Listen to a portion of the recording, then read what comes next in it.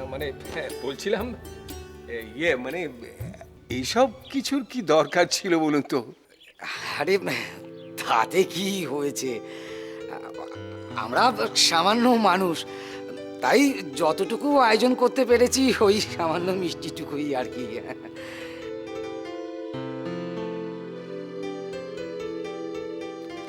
আমি কিন্তু আপনাদের এই কথার সঙ্গে একদম একমত হতে পারলাম না। যার ঘরে এমন হীরের টুকরো মেয়ে আছে, সে কি করে সামান্য মানুষ হয়? তাহলে তো মোটেই ছাড়ছি না। আপনার ইঙ্গিতেই বোঝা যাচ্ছে আমার ভাগ্নিকে আপনাদের পছন্দ হয়েছে।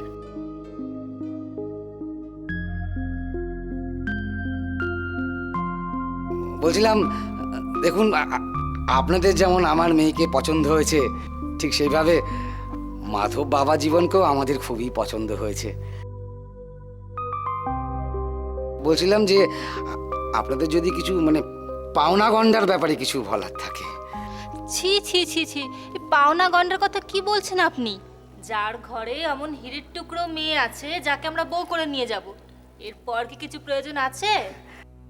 তবুও আমাদের তো একমাত্র মেয়ে বলে কথা না, যদিও আমাদের তেমন কিছু করার মতো ক্ষমতা নেই। সে তো ঠিকই, সব বাবা মাই চায় তার মেয়েকে সাজিয়ে গুজিয়ে বিয়ে দিতে। আর যা দেবেন সে তো মেয়ে জামাইকে দেবেন, আমাদের তো আর দিচ্ছেন না। তবুও আপনাদের যদি কিছু দাবি দেওয়া আর কি। না দেখুন, আমি কিন্তু ওই আমার মেয়ে জামাইকে খাট, আলমারি, ড্রেসিং টেবিলে সব কিছুই দেবো। সে তো মেশে মশাই, আজকাল ওগুলো সবাই দেয়, এ আর বলবার কি আছে। আর তাছাড়া ছেলের জন্যে গলার হার, বোতাম, আংটি। ও হ্যাঁ, ভাইয়ের আমার খুব শখ একটা সোনার ব্রেসলেটের। তা আপনারা জামাইয়ের স্বাদ পূরণ করবেন না? হ্যাঁ সে তো ঠিকই, মেয়ে জামাইকে মিলিয়ে 15-20 ভরি সোনা তো নিশ্চয়ই দেবেন। এটার এমন কি, তাছাড়া আপনার একমাত্র মেয়ের বিয়েতে ওইটুকু সোনার গয়না খুবই সামান্য। না আসলে আমরা অতি কষ্টে আমার মেয়ের জন্য 8-10 ভরি গয়না ব্যবস্থা করে রেখেছি। দেখবেন গয়নাগুলো যেন আবার ওই পাতলা ফিনফিনে না হয়। বিয়ের সময় ফিনফিনে গয়না পরলে লোকজন সব আপনাদেরই বদনাম করবে। দেখুন, আপনারা তো শতক আমাদের কুটুম, বাইরের লোকে আপনাদের নিন্দেমন্দ করবে সেটা কিন্তু আমাদের একেবারেই ভালো লাগবে না। তাছাড়া বিয়ের অনুষ্ঠান তো আর বারে বারে আসবে না, তাই ভাবছিলাম ওই বউ ভাতের অনুষ্ঠানটা বেশ ঘটা করে বড় করে করব। আর আজকাল যা খরচপত্তর, তাই ভাবছিলাম না না বেশি না, ওই 1,00,000 টাকা নগদ দিয়ে দেবেন, তাতেই মনে হয় আয়োজনটা ভালোভাবেই হয়ে যাবে। না না, ভাববেন না যে আমরা 1,00,000 টাকা পুরোটাই খরচ করব। আমরা যা খরচা হয় হবে, তারপর বাকি টাকা তো রয়েই যাবে, সেটা আপনার ওই মেয়ে জামাইয়ের কাজেই লেগে যাবে। ও টাকা আমরা নিয়ে আর কি করব? হ্যাঁ তাই তো, আমাদের আর ওতে প্রয়োজন নেই। আপনার দেওয়া টাকা আপনার মেয়ে জামাইয়ের জন্যই খরচ করা হবে। সবই ঠিক আছে সেনবাবু, কিন্তু নগদ 1,00,000 টাকা, এটা তো আমার উপর খুব চাপ হয়ে যাবে। ছি ছি, এ কি কথা বলছেন? আপনার পক্ষে চাপ হয়ে যাবে এমন কথা আমি বলি কি করে? আপনি আমাদের কুটুম হতে চলেছেন। আচ্ছা ঠিক আছে, আপনি খোলাখুলি বলুন না কত টাকা নগদ দিতে পারবেন। না না, কোনো সংকোচ করে বলবেন না। দেখুন, খুব বেশি হলে আমরা ওই 1,050 টাকা দিতে পারি। আচ্ছা ঠিক আছে, আপনাদের কথাও থাক, আমাদের কথাও থাক। আর 10,000 টাকা বাড়িয়ে দিয়ে না হয় 60,000 টাকা করে দেবেন। ব্যাস হয়ে গেল। আমার বড় মেয়ে যখন বলে দিয়েছে তখন সেইটাই ফাইনাল, ওই 60,000 টাকাই নগদ দেবেন। আচ্ছা আপনাদের কাছে পাঁজি আছে? তাহলে ওই বিয়ের তারিখটা আজকেই ফাইনাল করে ফেলতাম। ও পাঁচি তো আমার কাছে, এই যে। পকেটে নিয়েই ঘুরছি। বলেছিলাম না ফাইনাল হয়ে যাবে।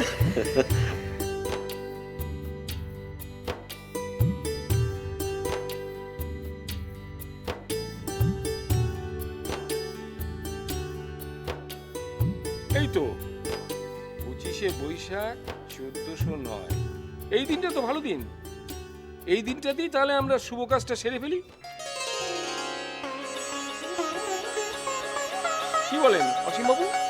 বেশ তো, তাহলে ওই আগামী 25শে বৈশাখী আমরা তাহলে ওদের দুজনের 4 হাতে 1 করে দেবো।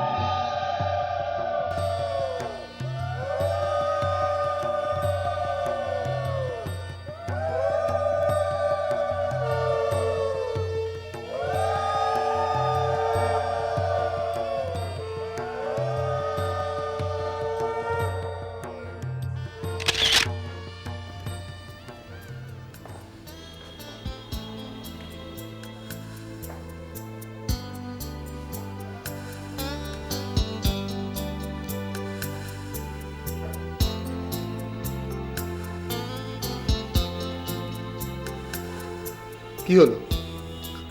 কি হলো? তাকাও আমার দিকে। ও বুঝেছি, তার মানে আমাকে তোমার একদম পছন্দ হয়নি, তাই তো? এমা তা নয়। এই তো এই তো লজ্জা ভেঙেছে। জানো রুমা, আমি না প্রথম দিন যেদিন তোমায় দেখেছিলাম সেদিনকেই ভালোবেসে ফেলেছিলাম। আচ্ছা রুমা, এই বিয়েতে তুমি খুশি তো? জানো রুমা, ছোটবেলায় আমি আমার মাকে হারিয়েছি, তাই জীবনে কোনোদিন কোনো ভালোবাসা পাইনি। আচ্ছা তুমি আমায় ভালোবাসবে তো? আমিও তো তোমায় ভালোবেসে ফেলেছি। দাঁড়াও 1 মিনিট।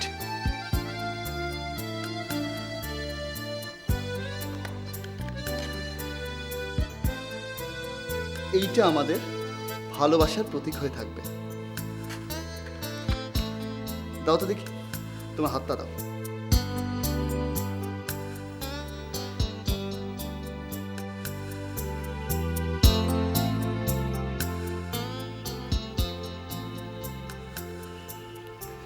সারা জীবন আমরা দুজন দুজনকে এইভাবেই ভালোবাসবো, কেমন?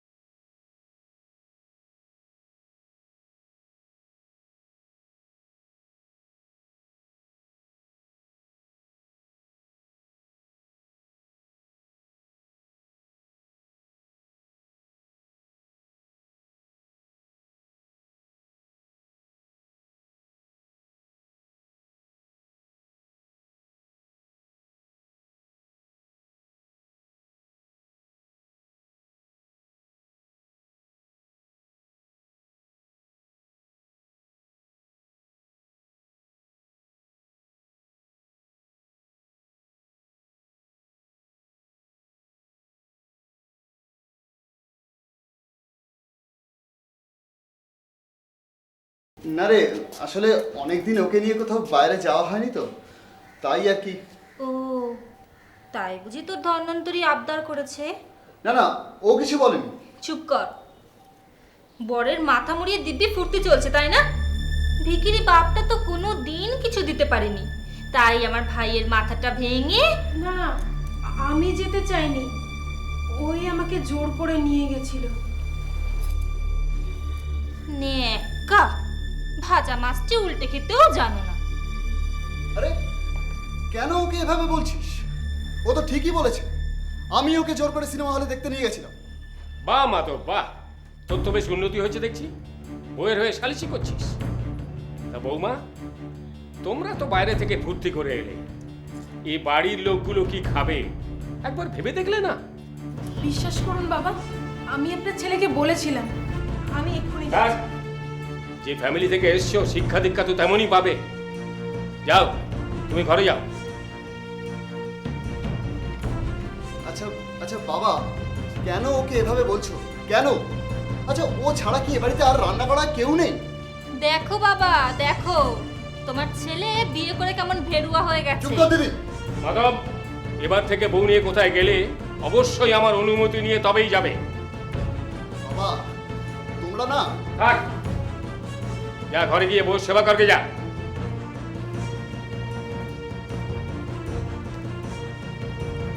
বাবা অত উত্তেজিত কেন হয়ে পড়ছো? কত বাঁকা স্ত্রৈণ কোথাকার।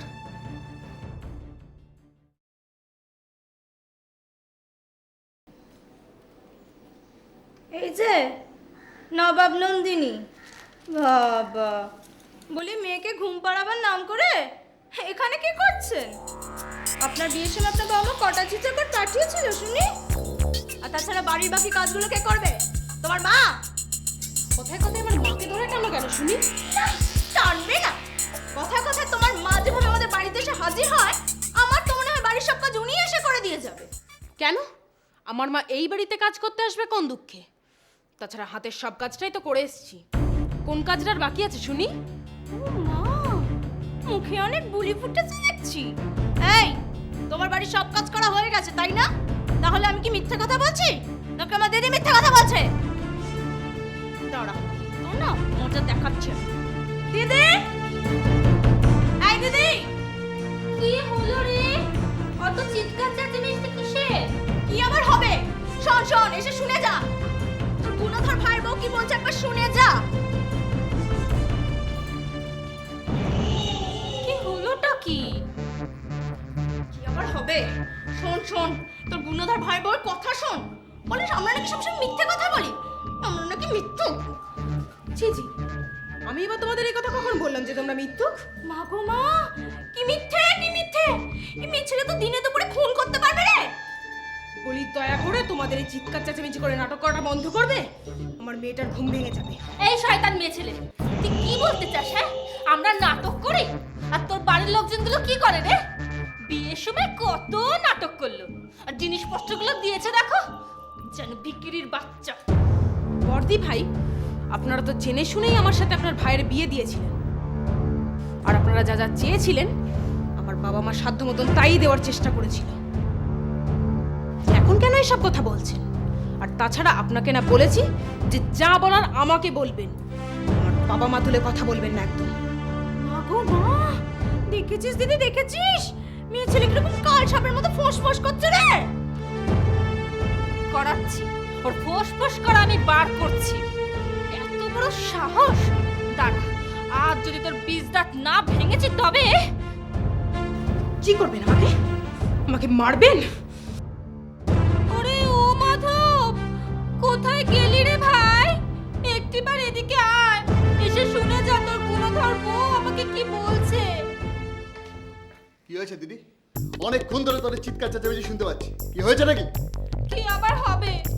তোর বউয়ের এত বড় সাহস, আমাকে বলছে কিনা মারবে। বিশ্বাস করো বর্দি ভাইকে আমি ও কথা বলিনি, বরং ওরাই আমাকে প্রথমে এসে।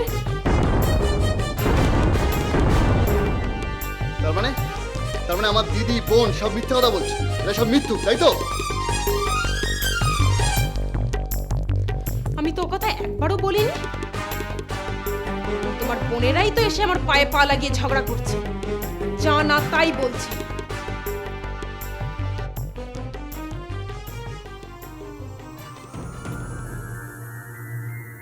এই, আমি তোর পায়ে পা লাগিয়ে ঝগড়া করতে এসেছি?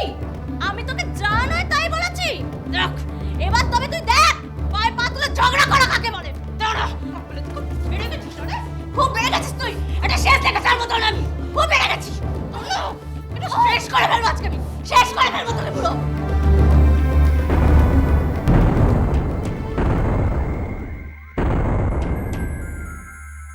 বিয়ান, আপনি এই সময় হঠাৎ? আসলে যাচ্ছিলাম বাপের বাড়িতে, তাই ভাবলাম কি রুমার সঙ্গে একটু দেখা করে যাই, আর দিদি ভাইটা কেমন আছে সেটাও একটু জেনে যাই। আপনার দিদিভাই ভালোই আছে? ভালোই ভালোই ভালোই। আসলে বোঝেনি তো, সব মানুষেরই না ওই আসলের থেকে সুদের ওপর লোভটা বেশি। সুদ? আসল? আমি তো কিছুই বুঝতে পারছি না। আচ্ছা বেয়াই মশাই, আপনি এত রসিক মানুষ, আর এই সামান্য কথার মানেটা বুঝলেন না? বলছি ছেলে মেয়ের থেকেও ওই নাতি নাতনির কদরই তো বেশি। ও আচ্ছা আচ্ছা আচ্ছা আচ্ছা, বুঝেছি। আচ্ছা বেয়াই মশাই, আমি কি খুব অসময়ে এসে পড়েছি? কেন? অসময়ে কেন?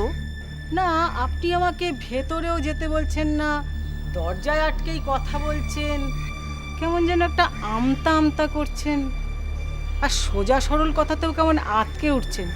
বলি ব্যাপারটা কি বলুন তো? এই দেখো, হ্যাঁ ছি ছি ছি, আপনি ভেতরে আসুন, ভেতরে আসুন। আসলে কি জানেন, বয়স হয়েছে তো, ও, সব ঠিক ঠাউরে উঠতে পারি না। তা আমার রুমা মা দিদি ভাই সব কেমন আছে, কোথায়? রুমা, দিদিভাই, ওরা তো ঘরেই রয়েছে। আপনি যান, আপনি যান, আচ্ছা আপনি যান। আচ্ছা তুই না খুব বেড়েছিস জানিস তো, সাংঘাতিক বেড়েছিস তুই। তোকে না আজকে আমি শেষ করে ফেলবো। এত বার কিসের রে, মুখে মুখে খালি তর্ক না। শেষ থেকে যাবো তোর মারছিস কেন? বেড়েছো? ওকে মারছেন কেন আপনারা? ও কি করেছে? দোহাই দোহাই, ওকে ছেড়ে দিন আপনারা। মাধব, তুমি কিছু বলো বাবা, তোমার চোখের সামনে তোমার স্ত্রীকে এইভাবে মারছে। ও কি বলবে? ও কি বলবে? জিজ্ঞেস করুন আপনার মেয়েকে কি করেছে ও। যত সব আপদ এসে জুটেছে আমাদের কপালে। হ্যাঁ, করো, চলে আয়, চ।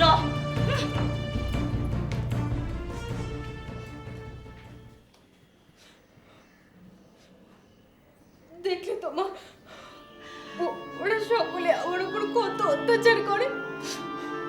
আজ নিজের চোখে দেখলে তো।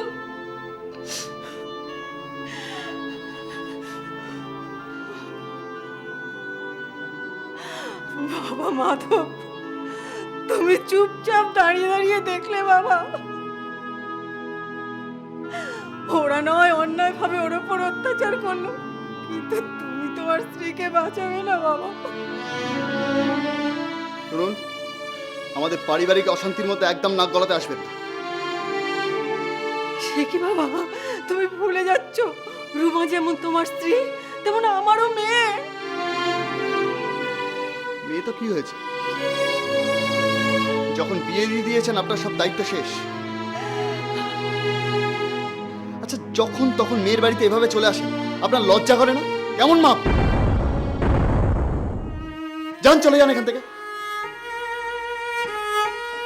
আর এতই যদি দরদ থাকে, তাহলে আপনি আপনার মেয়ে আর নাতনিকে নিয়ে গিয়ে বাড়িতে শোকেসে গিয়ে তুলে রাখুন, গিয়ে যান। বাবা মাধব,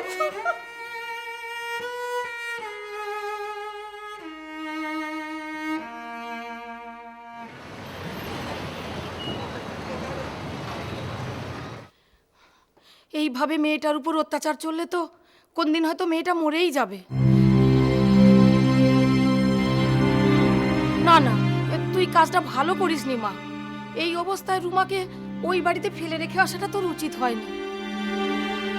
কি করব বলো মা, মেয়েটাই তো আসতে চাইলো না। বললো এটা আমার স্বামীর বাড়ি, আমি যদি ছেড়ে চলে যাই তাহলে আরো অশান্তি হবে। তার থেকে তুমি বড় তোমার নাতনিটাকে নিয়ে যাও, ওর এখানে বড় কষ্ট হয়, দুবেলা ভালো করে খাওয়াও হয় না। ওরা মানুষ নাকি জানোয়ার? রুমা প্রায় এসে আমাদের বাড়িতে কান্নাকাটি করে, বলে ওকে নাকি খাবার দেওয়া হয় না। আর তুই বলছিস বাচ্চাটাকেও? ছি! বিয়েতে দেওয়া পণ নিয়ে প্রায় ওকে কথা শোনায়, এখন আবার বাপের বাড়ি থেকে টাকা আনতে বলছে। জানিস তো ভাই, রুমা প্রায় এসে বলছে যে ওকে খালি টাকার ডিমান্ড করছে। তোরা তো জানিস তোর জামাইবাবুর ক পয়সা ইনকাম, ওই আশুবাবুর বাজারের ফুটপাতে সবজি বেচে যে কটা টাকা পায় তার থেকে অল্প অল্প করে সঞ্চয় করে মেয়েটাকে কষ্ট করে বিয়ে দিল। এখন যদি আবার এরা এতগুলো টাকা চায়, আমরা কোত্থেকে দেব? ওরে ও রণ, ও শোনো, কিছু একটা কর বাবা, নাহলে মেয়েটা যে অকালে শেষ হয়ে যাবে। শোন, আমার মনে হয় চুপ করে বসে থাকা ঠিক হবে না, আমাদের কিছু একটা করা দরকার।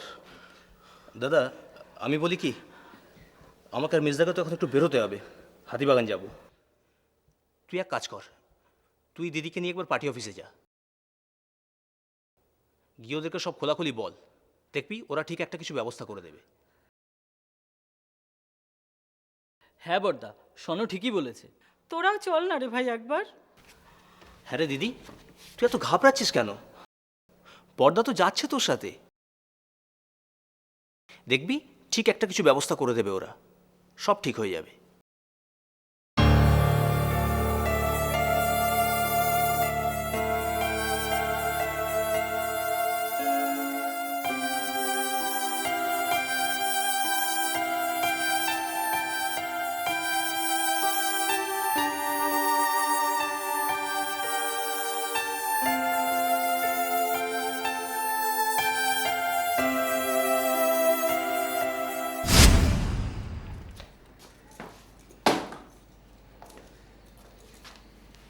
ব্যাপার রুমা? এই বাড়ি থেকে ফোন এসেছিল, তোমার নাকি শরীর খারাপ? এই ডাক্তার এসেছিল? কি হলো?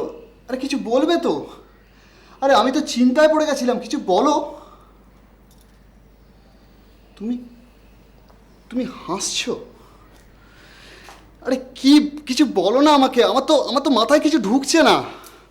আগে বলো আমায় কি গিফট দেবে? গিফট? হ্যাঁ হ্যাঁ মশাই, গিফট। এখানে আমার গিফটের কথা কোত্থেকে আসছে?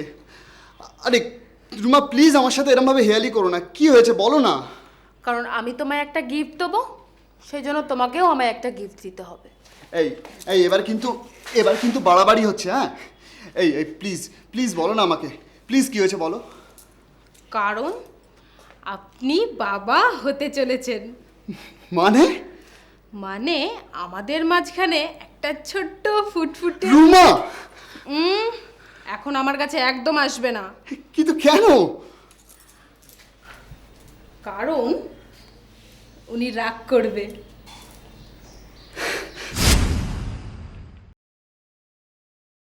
রুমা, এটা কি ঠিক হলো? কোনটা ঠিক হলো আর কোনটা ঠিক হলো না সেটা তুমি একবার ঠান্ডা মাথায় চিন্তা করো না। আচ্ছা আচ্ছা, আমি মানছি যে আমার বোনেরা তোমার উপর অন্যায় করেছে, কিন্তু তা বলে তুমি মেয়েটাকে তোমার মায়ের সাথে বাপের বাড়ি পাঠিয়ে দিলে কেন? বাবা, খুব ভালো মান সম্মান জ্ঞান আছে দেখছি। কেন, মান সম্মানটা কি শুধু তোমার একারই আছে? আমার বাবা মায়ের কোনো মান সম্মান নেই? তুমি আমার মাকে ওভাবে অপমান করে তাড়িয়ে দিলে কেন? আমাদের পারিবারিক অশান্তির মধ্যে তোমার মাই বা কথা বলতে এলেন কেন? বাবা, তোমরা আমার মায়ের সামনে তার মেয়েকে ভেবে অত্যাচার করবে, আর মা হয়ে সে দাঁড়িয়ে দাঁড়িয়ে দেখবে? অন্যায়ের প্রতিবাদ করলেই দোষ? আচ্ছা আচ্ছা রুমা, আমি মানছি যে তখন তোমার উপর অন্যায় হচ্ছিল। বাবা, কি সুন্দর! নিজের স্ত্রীর ওপর তার বোনেরা এইভাবে অত্যাচার করলো, উনি স্বামী হয়ে দাঁড়িয়ে দাঁড়িয়ে দেখলেন, আর বড় বড় মুখ করে সেটা স্বীকারও করছেন, লজ্জাও করে না। রুমা, আচ্ছা রুমা, তুমি কেন বোঝো না যে ওই মা মরা বোনগুলো আমার একটু বেশি আদুরে? তুমি এবারে বউ হয়ে একটু অ্যাডজাস্ট করে নিতে পারো না? অ্যাডজাস্ট? আর কত অ্যাডজাস্ট করবো বলতে পারো? তোমরা সকলে মিলে প্রতি মুহূর্তে আমার উপর অত্যাচার করছো। আমার বাবা মা গরিব বলে তাদের বিয়েতে দেওয়া উপহারগুলো নিয়ে তোমরা যা না তাই বলে চলছো। আমাকে প্রতি মুহূর্তে চাপ সৃষ্টি করো বাপের বাড়ি থেকে টাকা আনার জন্য, আর আনতে পারি না বলে আমার খাওয়া দাওয়াই বন্ধ করে দাও, এমনকি আমার দুধের শিশু মেয়েটাকেও পর্যন্ত। ও বুঝেছি, তার মানে তুমি তোমার মেয়েকে তোমার বাপের বাড়িতে পাঠিয়ে দিলে শুধুমাত্র খাওয়ানোর জন্য, তাই না?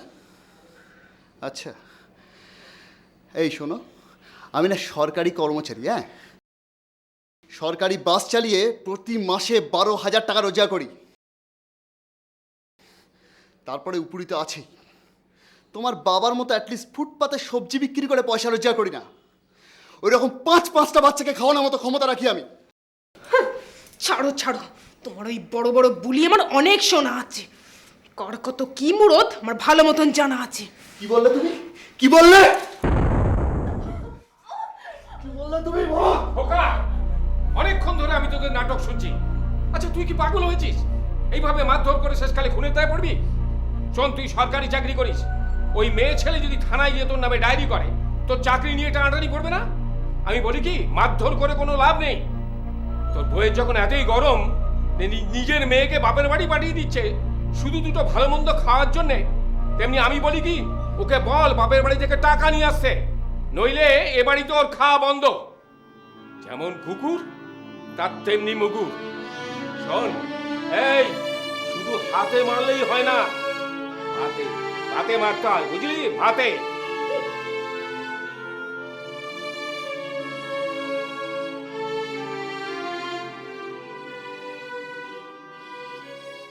না মানে আমার জামাই আসলে সরকারি চাকরি করে, তো তা থানা পুলিশ হলে যদি চাকরি নিয়ে টানাটানি হয় তাহলে তো আমার মেয়েটারই ক্ষতি হবে না। সেই জন্য না আমরা থানা পুলিশ করতে চাইছি না। হ্যাঁ সেটা তো ঠিকই, কিন্তু না দাদা, কোনো কিন্তু নয় দাদা। আমরা জানি আপনারাই পারবেন এর একটা সুষ্ঠু মীমাংসা করে দিতে। আপনারা তো কতবারই সমস্যা মিটিয়ে দেন থানা পুলিশ ছাড়াই। আমার এটা মিটিয়ে দিন না দাদা, তাহলে আমার ভাগ্নিটা, এই বাচ্চাটা বেঁচে যাবে দাদা। আপনার দুটি পায়ে পড়ি দাদা, আপনি একটু সমস্যাটা মিটিয়ে দিন। আচ্ছা ঠিক আছে ঠিক আছে, আপনারা এক কাজ করুন, এই পুরো বিষয়টা লিখিতভাবে আমাদের পার্টি অফিসে জমা দিন, তারপর আমরা দেখছি কি করতে পারি। না দাদা, দেখছি না দাদা, যেরকম করে হোক একটা ব্যবস্থা করে দিতেই হবে। আমার অনেক আশা নিয়ে আপনার কাছে এসেছি দাদা। ঠিক আছে, আগে তো আপনারা লিখিত দিন, হ্যাঁ, তারপর আপনারা নিজেরা বসে এই ব্যাপারটা নিয়ে একটা মানে যদি মিটিয়ে নিতে পারেন তো ভালো, তা নাহলে তারপর আমরা দেখব। পার্টি অফিসে ডেকে নিয়ে এসে একটু পরকে দিলেই সব সিদ্ধ হয়ে যাবে। তাহলে আজকে আমরা আসি দাদা। হ্যাঁ আসুন। হ্যাঁ, তবে একটা কথা বলে দিচ্ছি, যেটা হচ্ছে যে অবশ্যই কিন্তু পার্টি অফিসে চিঠিটা জমা দিয়ে যাবেন। ঠিক আছে দাদা, তাহলে উঠি দাদা। নমস্কার।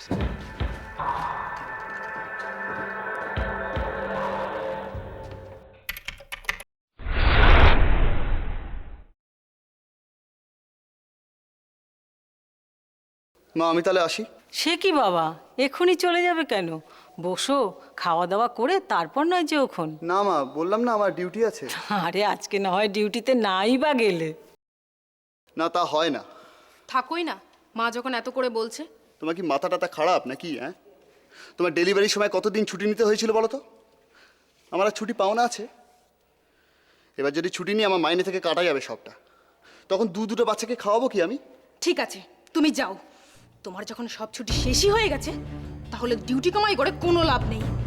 আরে সব সময় শুধু শুধু এত রাগ করো কেন বলো তো? আচ্ছা বাবা, ঠিক আছে, তোমরা দুটো সন্তানের মা বাবা হলে, কিন্তু তোমাদের এখনো ছেলে মানুষই গেল না। সব কথাতেই তোমাদের ঝগড়া। আপনি আপনার মেয়েকে সেটাই বুঝিয়ে বলুন না। ঠিক আছে, আমি ওকে বুঝিয়ে বলছি, কিন্তু আমি তোমাকে বলছি কি, তুমি জামাই মানুষ, না খেয়ে বাড়ি থেকে চলে যাবে। তারপরে তোমার শ্বশুর মশাইও তো এখন ফেরেননি, তার সঙ্গেও তোমার দেখা হলো না। আচ্ছা মা, শ্বশুর বাড়ি আসলেই সবসময় পাত পেড়ে খেয়ে যেতে হবে, একথা কোথায় লেখা আছে? আর তাছাড়া আপনার নাতি নাতনিকে দিতে বা নিতে এসে আমি তো প্রায় খেয়ে যাই নাকি? ঠিক আছে, তোমার যখন ডিউটিতে দেরি হয়ে যাচ্ছে, তাহলে তুমি বরং বেরিয়েই পড়ো। আচ্ছা মা, আমি তাহলে আসি, পরে এসে ওদেরকে নিয়ে যাব। ঠিক আছে বাবা।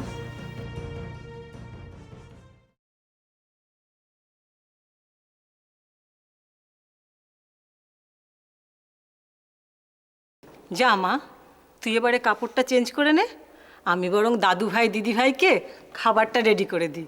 হ্যাঁ, চলো বাবা, চলো।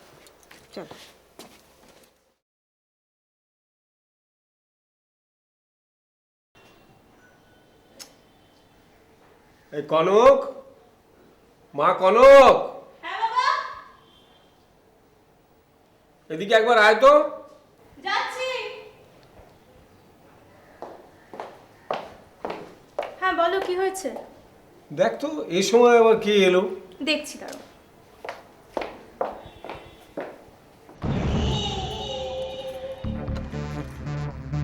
দিদি তুই আয়, ভেতরে আয়। এই বাবা কোথায় রে? বাবা ভেতরে আছে, তুই আয় ভেতরে আয়। হ্যাঁ চল। আয়।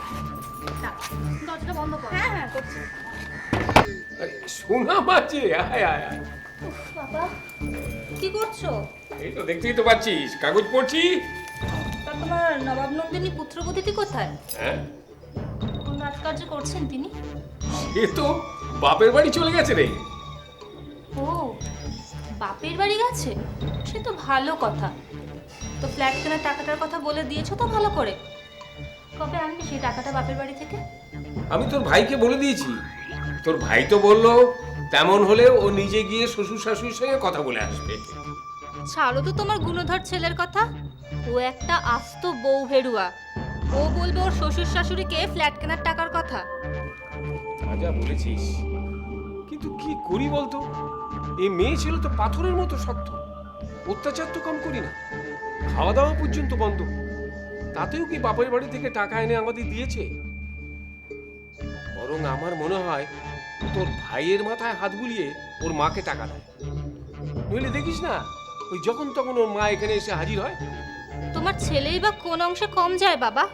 প্রায় তো মেয়েকে মামার বাড়ি দিয়ে আসার নাম করে নিজে শ্বশুর বাড়িতে চলে যায়। তা যায় ঠিকই, তবে একটা জিনিস লক্ষ্য করার আছে, মাধবের সামনে আমরা ওর বউকে যাই বলি না কেন, মাধব কিন্তু তাতে কোনো সারা শব্দই করে না, বরং আমাদের তালে তাল মিলিয়েই চলে। হ্যাঁ, তা তো চলবেই। তোমার ছেলেটি হলো ঝোলে লাউ আর অম্বলে কদু। তা হ্যাঁ রে রুমামা, তোর শ্বশুর বাড়ির লোক, বর সবাই খুশি তো? কোন বিষয়ে খুশির কথা বলছো মা? তোর এবার যে ছেলে হয়েছে সেই আনন্দে? হ্যাঁ, সে ওরা খুব খুশি। যাক বাবা, খুশি হলেই ভালো। সেবারে তোর মেয়ে হওয়ার পরে সে ওদের কি রাগ, যেহেতু তোর মেয়ের গায়ের রংটা একটু কালো হয়েছিল। ছাড়ো তো ওদের কথা, ওদের যে আসলে কি কারণে রাগ হয় বোঝাই যায় না। আসলে কি জানো তো, মেয়েরা বিয়ের পর যদি বাপের বাড়িতে এসে কর্তৃত্ব ফলাতে যায় না, তখনই হয় সব গণ্ডগোল। যেমন আমাদের এই বাড়িতে বর্দি ভাইয়ের বিয়ে হয়ে গেছে, তবুও এই বাড়িতে এসে তার যত দাপাদাপি, সব ঝামেলার মূল সূত্রপাত উনি। কি আর করা যাবে, এই সব মানিয়ে গুছিয়ে নিয়েই চলতে হয়। আমি বলি কি, এবারে আস্তে আস্তে সংসারের হালটা নিজের হাতে ধর। সে চেষ্টা করছি না ভেবেছ? মা, তোমায় একটা কথা বলবো বলবো করে বলাই হয়নি। কি কথা রে মা? তোমার জামাই ফ্ল্যাট কিনছে। এ তো খুব ভালো খবর রে মা। তাহলে তোর ছেলের ভাগ্য বল খুব ভালো, ও হওয়ার পরেই। কিন্তু ওরা বলছিল। কি বলছিল ওরা? আসলে ফ্ল্যাটটা তো অনেক সস্তায় পেয়ে গেছে, বেশি দেরি হলে হয়তো হাতছাড়া হয়ে যেতে পারে, তাই যত তাড়াতাড়ি সম্ভব ওটাকে কিনে আমরা ওখানেই চলে যেতে চাইছি। হে তো খুব ভালো কথা, এতে আবার কিন্তু করার কি আছে? না মানে তোমার জামাই, মানে ওরা বলছিল যে যদি ফ্ল্যাটটা কেনার জন্য তোমরা 1,3 টাকা দাও তাহলে খুব ভালো হয় আর কি। 1,3 টাকা? এত টাকা আমরা কোথায় পাবো রে মা? আর তুই তো তোর বাবার রোজগারের ব্যাপারে সবই জানিস। ওই সবজি বেচে যে কটা টাকা রোজগার করে তা দিয়ে সংসার চালিয়ে বাকিটা অল্প অল্প করে সঞ্চয় করে যা জমেছিল তাই দিয়ে তোকে অনেক কষ্টে বিয়ে দিয়েছি। এখন যদি আবার 1,3 টাকা চাস, কোত্থেকে দেবো রে মা আমরা? আমি ওসব কিচ্ছু জানি না মা, তোমরা তোমরা যেভাবেই হোক না কেন ফ্ল্যাটটা কেনার জন্য 3 লাখ টাকার ব্যবস্থা করে দাও, না হলে ওরা আবার আমার ওপর অত্যাচার করবে। তোমরা কি চাও না যে তোমার মেয়ে একটু সুখে শান্তিতে থাকুক? তুই কি বলছিস মা? তোর বাবা, আমরা সব সময় চাই তুই সুখে ঘর সংসার কর। তাহলে তোমরা যেভাবেই হোক না কেন 3 লাখ টাকার ব্যবস্থা করে দাও মা, যেভাবেই হোক। ঠিক আছে রে মা, তোর বাবাকে আসতে দে, তার সঙ্গে কথা বলে দেখি যদি কিছু করা যায়।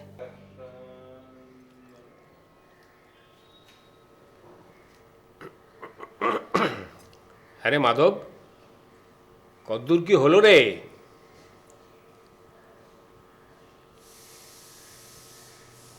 এই, আমার কথাটা তোর কানে যাচ্ছে না নাকি? হ্যাঁ, আমায় কিছু বললে? তোকে নয় তো কি, এই ঘরের হাওয়াকে বলছি। হ্যাঁ বলো, কি ব্যাপার? বলি ফ্ল্যাট কেনার ব্যাপারে কদ্দূর কি হলো? সে তো প্রমোটারের সাথে কথা হয়ে গেছে। ভাই ন্যাকামো করিস না তো, কথা যে হয়ে গেছে সেটা আমরা জানি। আমরা জানতে চাইছি তোর শ্বশুর কবে টাকাটা পাঠাচ্ছে। ও তাই বল। হ্যাঁ, ওনাদের সাথে আমার কথা হয়েছে। ওনারা বললেন যে বাবা চা।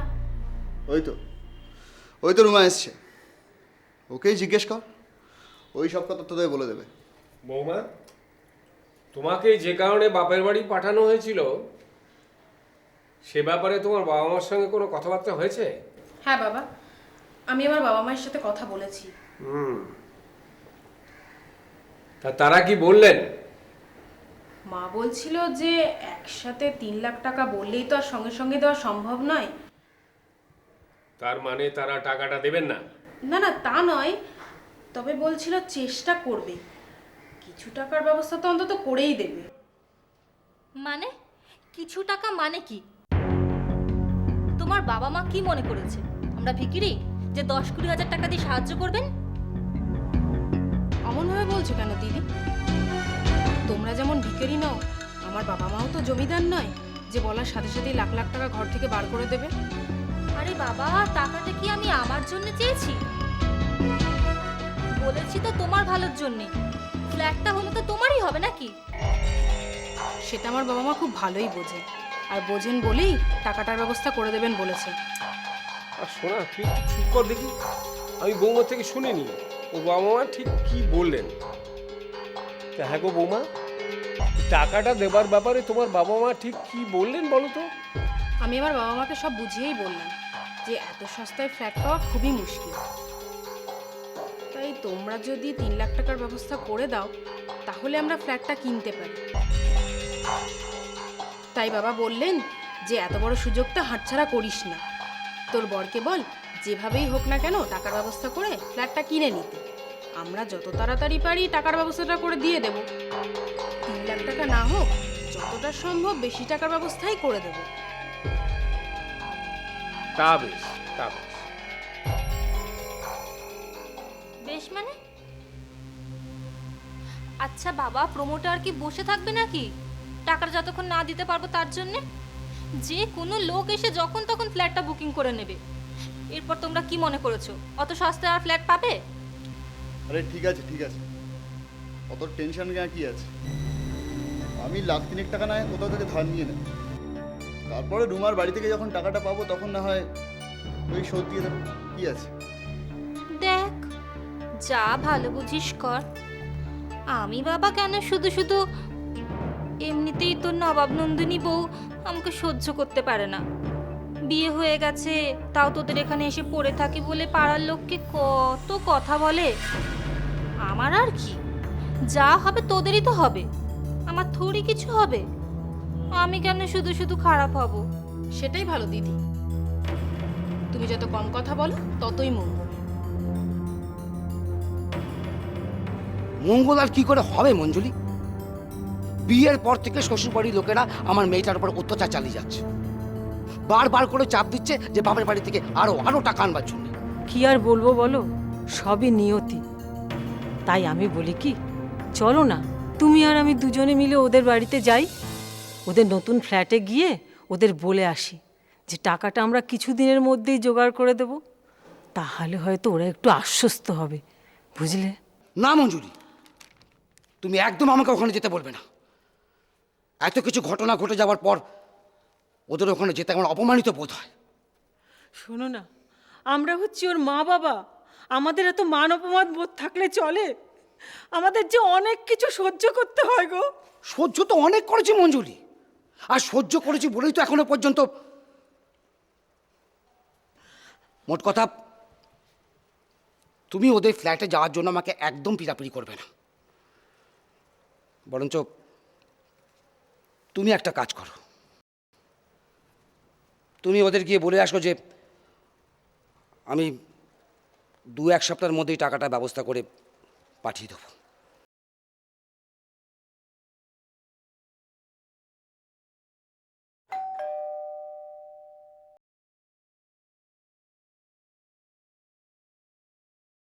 মা তুমি? এসো এসো, ভেতরে এসো। তা হ্যাঁ রে, দাদু ভাই দিদি ভাই সব কোথায়? ওরা কি করছে? ওরা ঘুমোচ্ছে মা। ও, আর মাধব বাবা জীবন কোথায়? সে কি ডিউটিতে গেছে নাকি? হ্যাঁ মা, চলো আমরা রান্নাঘরে যাই। আচ্ছা চলো।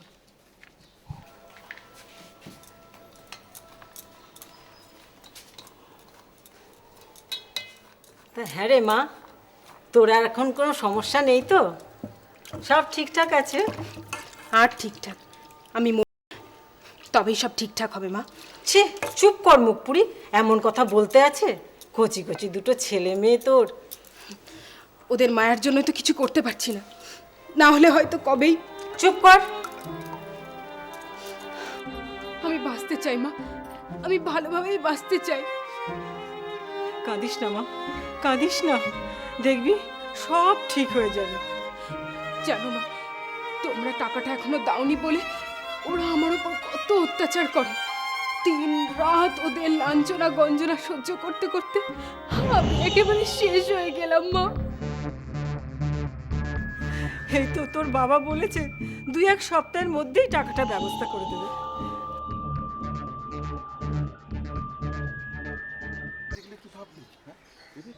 আরে দে বাবু ধর বাবু যে তা একই ফ্লোরের বাসিন্দা গেটের সামনে দাঁড়িয়ে কি কথা হচ্ছে? আর বলবেন না অজিতদা, কোথা থেকে এক উটকো পরিবার এসে জুটেছে আমাদের ফ্লোরে। শান্ত ফ্লোরটাকে একদম অশান্ত করে ছাড়লে। তা আপনাদের মতন এরকম শান্তশিষ্ট মানুষের সাথে আবার কি সমস্যা হলো? না না, আমাদের সাথে কিছু হয়নি। তাহলে ওরা নিজেরাই অনেক কিছু করতে পারে। বাড়ির সবাই মিলে ওই বউটার উপর চিৎকার চেঁচামেচি অত্যাচার করতে থাকছে। তা আপনারা কিছু বলতে পারেন না? ওরে বাবা, ওদের সাথে মুখ লাগাবে কার বাবার সাধ্যি? মেয়েগুলো যা মুখোরা। বিশেষ করে বিবাহিত বড় মেয়েটি রুমার মাকে পর্যন্ত ছাড়ে না। দাও মা দাও, যত তাড়াতাড়ি সম্ভব টাকাটার ব্যবস্থা করে দাও, না হলে হয়তো ওরা আবার আমাকে। ও, আমি বোধহয় ভুল সময় এসে পড়লাম। মা মেয়েতে মিলে কি ষড়যন্ত্র করা হচ্ছিল আমাদের বিরুদ্ধে, তাই আমি আসতে চুপ করে গেলে? ছি মা, তুমি এমন করে বলছো কেন? তোমাদের বিরুদ্ধে আমরা কি ষড়যন্ত্র করব মা? বলছে কি আর সাধে? আপনাদের স্বভাব চরিত্রের জন্যই বলছি। ভর্তি ভাই, এই তুমি আমায় একদম চোখ রাঙিয়ে কথা বলবে না তো। আমি কিন্তু তোমার স্বামীর মতো ভেড়ুয়া নই।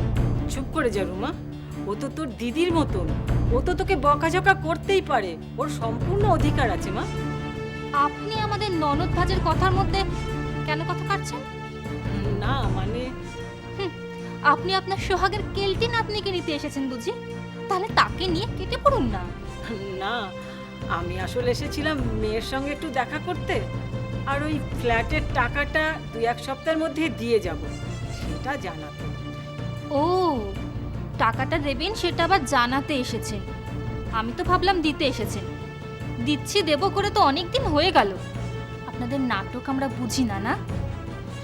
একদিন আসেন এক একটা নাটক শোনাতে, আর আমার ভাইয়ের অন্ন ধ্বংস করে দিয়ে যান। তুমি ভুল ভাবছো, আমি এখানে খেতে আসিনি মা। ছাড়ুন ছাড়ুন, এসব নাটক আমার জানা আছে। যত সব। দেখছো তো আমি এখানে কত ভালো আছি, কত সুখে আছি। আজ তোমার সামনেই ওরা, আর তুমি যখন থাকো না তখন আমার ওপর দিয়ে যে কি যায় সেটা নিশ্চয়ই অনুমানই করতে পারছো। কি আর বলবো বল, সবই আমার পোড়া কপাল। আজ আমি যাই মা, দেখি যত তাড়াতাড়ি সম্ভব তোর টাকাটার ব্যবস্থা করে আসি।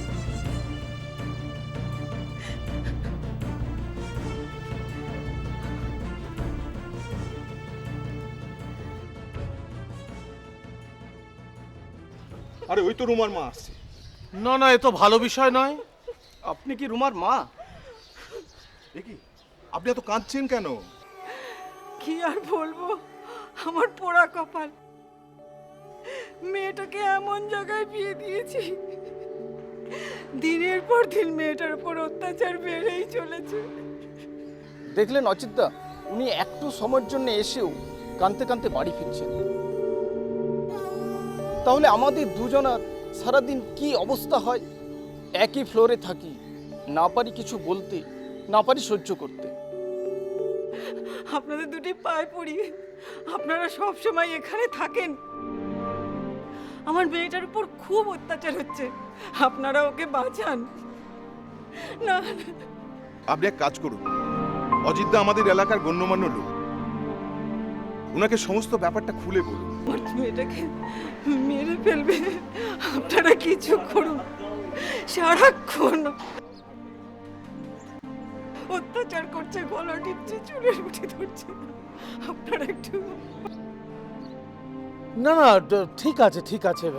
দেখুন, আমি ওদের কাছ থেকে সব শুনেছি, আপনার আর বেশি কিছু বলতে হবে না। কিন্তু দেখুন, ব্যাপারটা তো মোটেই ভালো বিষয় নয়, না? আমরা দেখছি কি করা যায়। দোহাই আপনাদের, আপনারা কিছু একটা করুন, তা নাহলে ওরা আমার মেয়েটাকে একদম মেরে ফেলবে। আপনি এখন আসুন মা।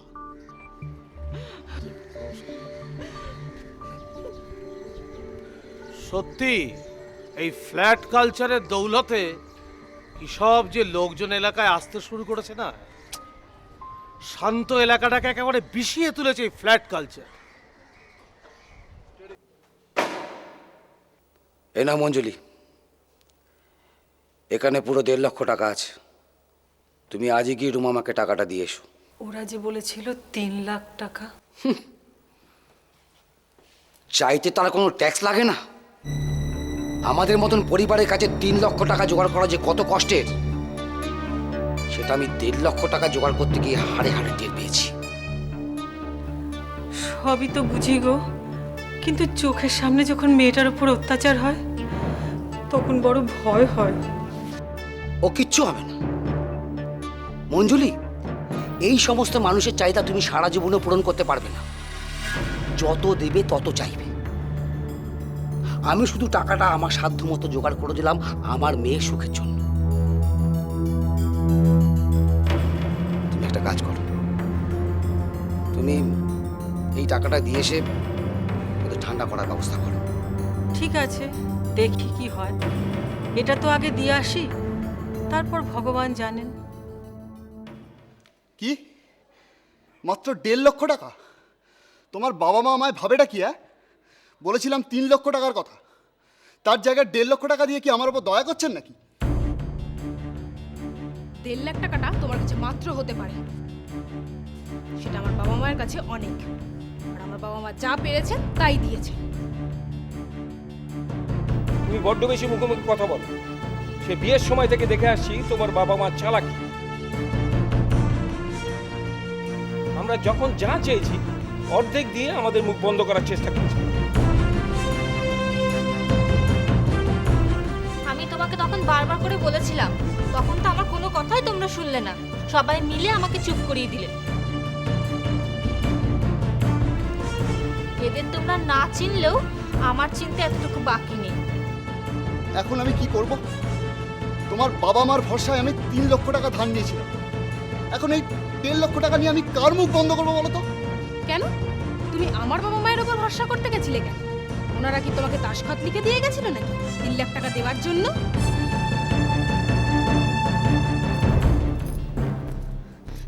দেখ ভাই দেখ, তোর বইয়ের কিরকম চ্যাটাং চ্যাটাং কথাবার্তা দেখ। তখন তোকে পই পই করে বলেছিলাম যে ওর মিষ্টি কথায় গলে যাস না, এই পরে দিচ্ছি দেবো করে তোকে একেবারে ডুবিয়ে ছাড়বে। তখন তো আমার কথা শুনলি না। এখন দেখ কিরকম লাগে। বাকি টাকাটা কোত্থেকে জোগাড় করবি তুই এবার বোঝ। বর্দি ভাই, তোমার সবসময় তো লাগানি ভাগানি স্বভাব কেন বাবা? নিজের সংসারটা তো ঠিক মতো করতে পারো না, উল্টে আসো আমাদের সংসারে অশান্তি লাগাতে। কি আমি তোমাদের সংসারে অশান্তি লাগাতে আসি? তা নয় তো কি। আর তাছাড়া তুমিও কি তোমার বাপের বাড়ি থেকে টাকা নিয়ে যাও নাকি?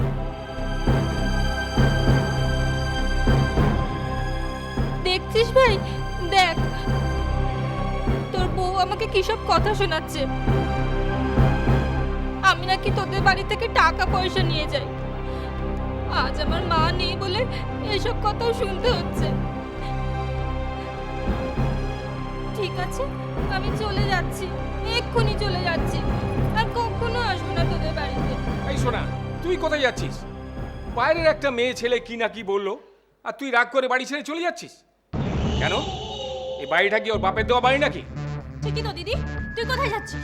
তুই একদম কোথাও যাবি না। আর তুই ফেরুয়ার মতো দাঁড়িয়ে দাঁড়িয়ে কথাগুলো শুনছিস? তোর বউয়ের সব অপমানজনক কথাবার্তার কোনো প্রতিবাদ তুই করবি না? আপনারা ঠিকই বলেছেন, ও একটা আস্ত ভেড়ুয়া।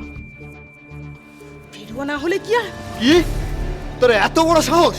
তুই উল্টে আমায় জানা তাই বলছিস? আজ তোরই একদিন কি আমারই একদিন। চল তুই, চল চল তুই, চল চল তুই।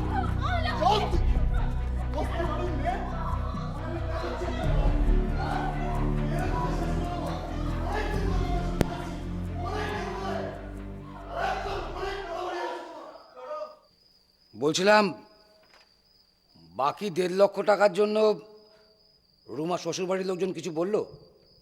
কি আর বলবে, আগেই তো 1.5 লক্ষ টাকা দিয়ে দিয়েছি। তবে হ্যাঁ, আজকে নাতনিকে দিতে গিয়ে রুমাকে জিজ্ঞাসা করছিলাম, হ্যাঁ রে মা, তোর শ্বশুরবাড়ির লোক কি তোকে একার কোনো অত্যাচার করছে? তা ও কি বললো? কি আর বলবে বলো, মেয়েটা না সব রকম অত্যাচার সইতে সইতে কেমন যেন হয়ে গেছে, আর ভালো লাগে না। আর বললেই বা আমরা কি করি বলো তো? হ্যাঁ, আমরা তো হাত পা বাঁধা, আমরা কি পারবো ওই বাকি 1.5 লক্ষ টাকা ওকে দিয়ে আসতে? সে তো ঠিকই, তবে মেয়েটার জন্য আমার বড় কষ্ট হয়।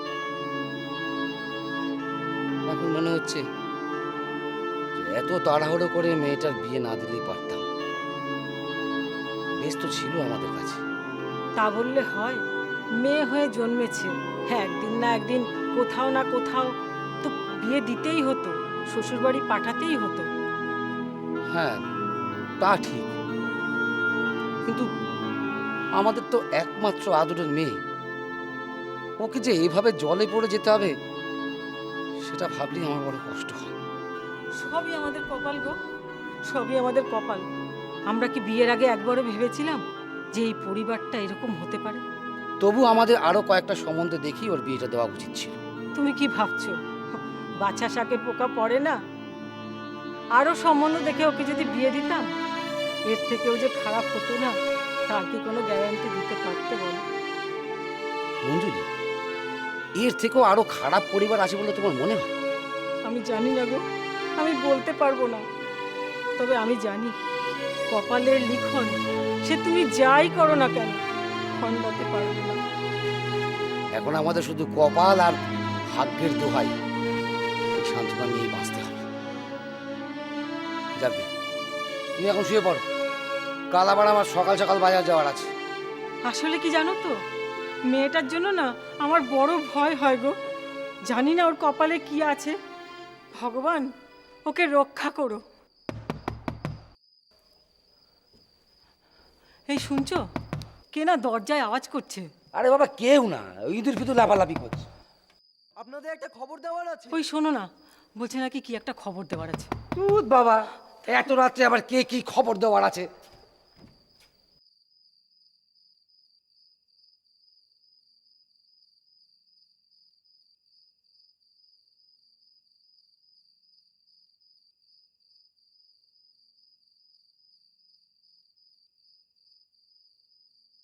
কি ব্যাপার এত রাতে? সর্বনাশ হয়ে গেছে। কি হয়েছে? চুপ করে থেকো না, বলো কি হয়েছে? আপনার মেয়ে রুমা। রুমার কি হয়েছে? কোথায় ও? রুমাদি আজকে গলায় দড়ি দিয়ে সুইসাইড করেছে।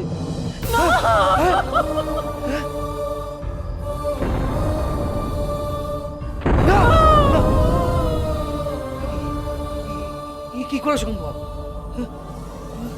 কি বলছো তুমি?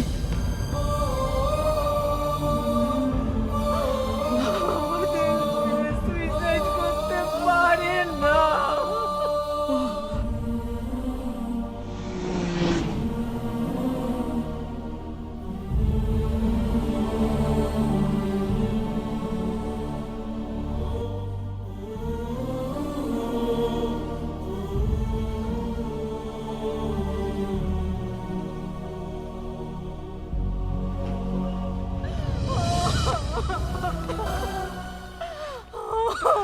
কি করি বলো তো?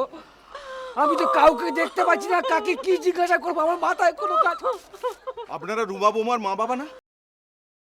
আপনারা এতক্ষণ বাদে আসলেন? পুলিশ তো কখন এসে বডিগুলো নিয়ে গেছে। কি করব বলুন, আমাদের তো খবরটাই দেওয়া হলো প্রায় রাত্রি 10:30টার সময়। আহা, মেয়েটার উপর কত অত্যাচারই না ওরা করেছে। আচ্ছা আপনারা বলতে পারেন আমার নাতি নাতনিগুলো কোথায়? আমরা থানায় খবর দেওয়াতে থানা থেকে পুলিশ এসে বাড়ি শুদ্ধ সবাইকে নিয়ে চলে গেছে, বাচ্চাগুলোকে ওরা নিয়ে গেছে। হ্যাঁ, পুলিশ তো বাচ্চা শুদ্ধ বাড়ির সকলকে থানায় নিয়ে চলে গেছে, কিন্তু মাধব বলছিল রুমা নাকি সুইসাইড করেছে। আমার মন কিন্তু তা বলে না। আহা ধর, আমাদের ওসব মন্তব্য না করাই ভালো। আমাদের কাজ ছিল পুলিশে খবর দেওয়া, সেটা আমরা দিয়ে দিয়েছি। এবার পুলিশ তাদের কাজ করুক, পুলিশ তদন্ত করলেই বেরিয়ে যাবে এটা সুইসাইড ছিল না অন্য কিছু ছিল। আর তাছাড়া আমরা যা জানি তা তো সব পুলিশকে বলেই দিয়েছি। হ্যাঁ ঠিকই। মঞ্জুলি, আমার মনে হয় এখানে শুধু শুধু দাঁড়িয়ে থেকে সময় নষ্ট করে কোনো লাভ নেই, চলো। হ্যাঁ, তার চেয়ে বরং থানায় গিয়ে যোগাযোগ করুন। তাই চলো, তাই চলো। চলো, যাবার আগে একবার পাইক পড়ার ভাইদের একটু জানিয়ে যাই।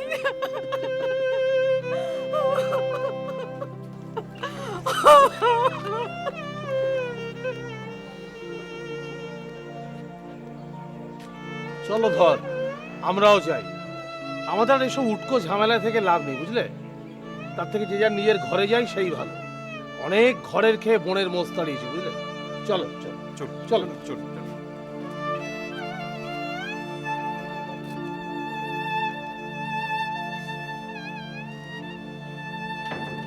কি বলছিস রে? কখন হলো এসব? রাত 10:30 নাগাদ একজন গিয়ে আমাদের বাড়িতে খবর দিল।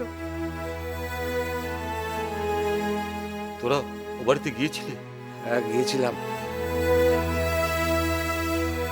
ওরা কেউ বাড়িতে নেই। পাড়ার লোকজন বললো যে পুলিশ এসে নাকি ওদের ধরে নিয়ে গেছে। বাচ্চাগুলো কই? বাচ্চাগুলোকেও ওরা থানায় নিয়ে গেছে। আমার মনে হয় এখানে সময় নষ্ট না করে এক্ষুনি চিৎপুর থানায় যাওয়া উচিত। ওখানে গিয়ে সব না জানালে ওরা কারসাজি করে বেরিয়ে আসবে। রুমাকে খুন করে আর পার পেয়ে যাবে। হ্যাঁ ভাই, তোরা যা হয় কর। আমার মেয়েকে যে খুন করেছে তাদের আমি একদম ছাড়ব না, একদম না, একদম না। দিদি, দিদি চুপ কর দিদি, আর কাঁদিস না। চল আমরা কি থানায় যাই, সেখানে গিয়ে সব খুলে বলি। হ্যাঁ চল চল। রণ, তুই মার কাছে থাক। হ্যাঁ দাদা। যাইবো যাইবো, চলো শরৎ, আয় শরৎ, চলো চলো। হ্যাঁ চলো। এত ভেঙে পড়ো না মা। মা নিজেকে শান্ত করো মা। মা, মা নিজেকে শান্ত করো মা, এত ভেঙে পড়ো না মা। আছি তো, আমরা আছি মা।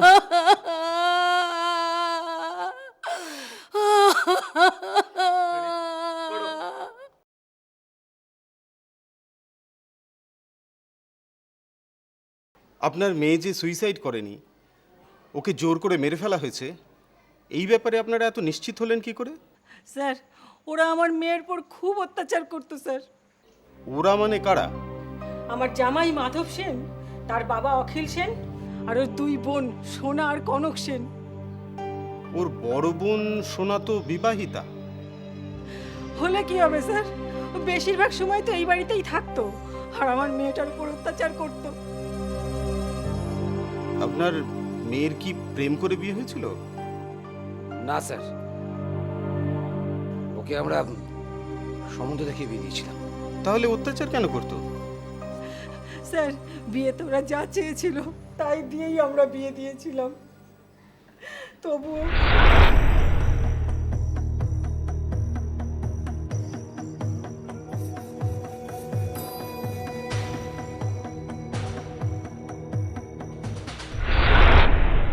তাহলে সমস্যাটা কোথায়? সবই তো প্ল্যান করে গুছিয়ে জিনিসপত্র দিয়ে মেয়ের বিয়ে দিয়েছিলেন।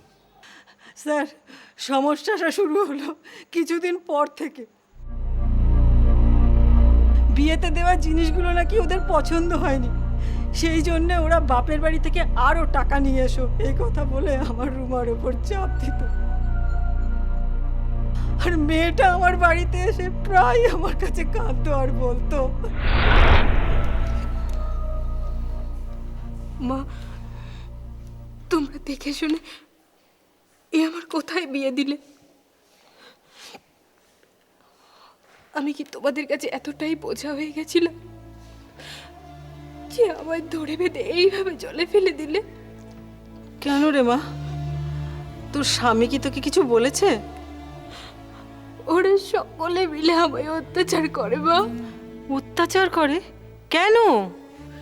ওরা ওরা সবসময় তোমাদেরকে গালমন্দ করে, বলে তোর বাবা মা নাকি ভিখিরি, বিয়েতে যে জিনিসপত্রগুলো দিয়েছে সেগুলো নাকি লোক সমাজে বের করার মতো নয়। ও বুঝেছি, সেই জন্য তোর গায়ে লেগেছে। ওগুলো তো তোকে রাগাবার জন্য বলেছে। এরপরে যখন বলবে তুই তখন বলিস যে আমার মা বাবা তো গরিব মানুষ, তাদের যা ক্ষমতা হয়েছে তাই দিয়েই আমাকে বিয়ে দিয়েছে। না মা, ওরা কথায় কথায় বলে তুই বাপের বাড়িতে গিয়ে টাকা নিয়ে আসবি, আর না আনতে পারলে তোর খাওয়া দাওয়াই বন্ধ করে দেব। কে বলে এসব কথা? ওরা সকলে বলে, বাবা, বর্দি ভাই, কনক, সবাই। খাওয়া দাওয়া বন্ধ করে দেবে বলেছে? বন্ধ করে দেয়নি তো। যেদিন করে দেবে সেদিন মাধবকে বলবি। ও তো ওদের সঙ্গে তাল মিলিয়ে চলে। আমার আর একদম ভালো লাগে না মা ওখানে। আমি আমি তোমাদের কাছে, তোমাদের এখানেই চলে আসবো মা। ছিচি মা, অমন কথা মুখেও আনতে নেই। বিয়ের পরে মেয়েদের স্বামীর ঘরটাই নিজের ঘর, স্বামীর পরিচয় নিজের পরিচয়। এক জায়গায় বাসন থাকলে তাতেও তো ঠোকাঠুকি লাগে, তাই জন্য কি ঘর ছেড়ে চলে আসতে হয়? লোকে কি বলবে এ কথা ভাবতেও নেই। মেয়ে হয়ে জন্মেছ, সহ্য করতেই হবে। সহ্য করে সব অ্যাডজাস্ট করে তোমাকে চলতেই হবে মা।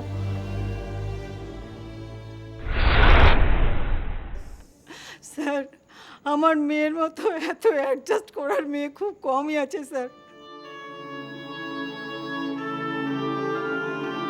ওদের শত অত্যাচারেও আমার মেয়েটা মুখ বুজে সহ্য করত। বিয়ের বছর খানিক বাদে ওদের একটা মেয়ে হলো। মেয়েটার গায়ের রং কালো হওয়াতে অত্যাচার চরমে উঠলো স্যার। এমনকি বাচ্চাটাও সেই অত্যাচারের শিকার হতো। মাঝে মাঝে ওরা আমার মেয়েকে আর এই বাচ্চাটাকে না খাইয়ে রেখে দিত। আমি মাঝে মাঝে আমার নাতনিটাকে আমার কাছে নিয়ে আসতাম স্যার। হ্যাঁ স্যার, এই ফ্ল্যাটটা কেনার আগে ওরা তো 11/21 পাইকপাড়া 3rd ফ্লোরে থাকতো। তখন আমার ভাগ্নি আমার কাছে প্রায় দিন এসে কান্নাকাটি করত। সেরকম একদিন দেখি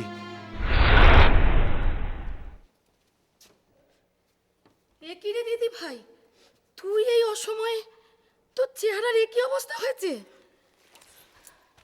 দিদা, ওরা আমাকে, আমার মেয়েকে একেবারে শেষ করে দেবে গো। মা, মা শোনো তো। এ কি রে, তুই কখন এলি? এই দেখ না, দিদি ভাই কিরকম উদ্ভ্রান্তের মতো চলে এসেছে। এ কি রে, কি অবস্থা তোর? আরে কাঁদছিস কেন? ওরা সকলে মিলে আমায় শেষ করে দেবে মামা। কারা শেষ করে দেবে? কি বলছিস তুই? আমার শ্বশুর বাড়ির লোকজন। কেন রে, কি হয়েছে? মামা, ওরা সব সময় আমাকে চাপ দেয় বাবা মায়ের কাছ থেকে টাকা আনার জন্য। আনতে পারিনি বলে আমাকে, আমার মেয়েকে খেতে পর্যন্ত দেয়নি। মানে তোরা না খেয়ে আছিস? হ্যাঁ মামা। তোর বাবা মা জানে? আচ্ছা ঠিক আছে, আগে তুই কিছু খেয়ে নে, তারপর না হয়।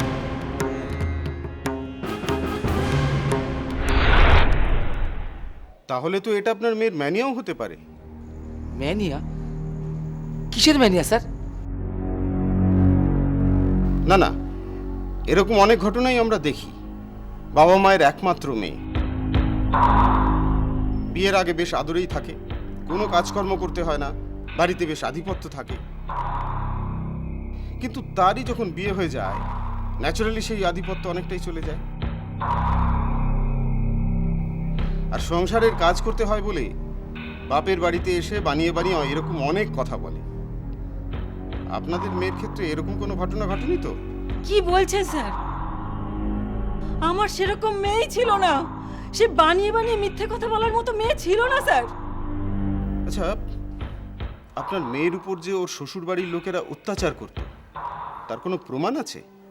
স্যার, আমার নিজের চোখের সামনে হয়েছে স্যার। আমি নিজে গিয়ে তা দেখে এসেছি। কিরকম? একদিন হঠাৎই আমি ওদের বাড়িতে যাই, তখন ওরা পাইকপাড়াতেই থাকতো স্যার।